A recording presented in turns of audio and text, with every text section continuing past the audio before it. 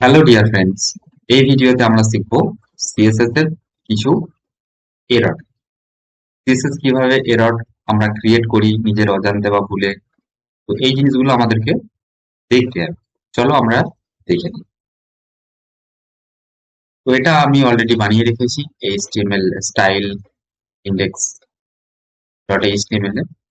তো এখানে আমরা ফার্স্ট কি করব, লিঙ্কটাকে আমরা দেখব যে সিএসএস ফাইলের লিঙ্কটা এখানে ঠিকঠাক আছে কিনা। ফার্স্ট দেখে নিলাম যে লিঙ্কটা ঠিকঠাক আছে। তো এখানে যদি একটু কিছু ভুল হয় তো তোমার সিএসএস আর কাজ করবে না, এভাবে কোলাপস হয়ে যাবে পুরো পেজটা। তাহলে এটা আমাদেরকে ফার্স্ট নজর রাখতে হবে যে সিএসএস লিঙ্কটা ঠিক আছে। তো এটা ঠিক আছে, তারপরে দেখলাম যে হ্যাঁ লিঙ্ক ঠিক আছে। এবার আমরা সিএসএস ফাইলে গিয়ে এখানে এসে দেখবো, সাপোজ ধরো এখানে এই কোমাটা, এই সেমিকোলনটা দিলে না, এই সেমিকোলনটা এখানে দিলে না। তো এখানে এভাবে এরর আসবে এক নাম্বার। তারপরে পেজটা, ডিজাইন পেজটা আছে পুরো কলাপস করে যাবে এভাবে। সিএসএস টা ব্রাউজার সাপোর্ট করবে না। তো এটা আমাদেরকে লক্ষ্য রাখতে হবে কোলনটা।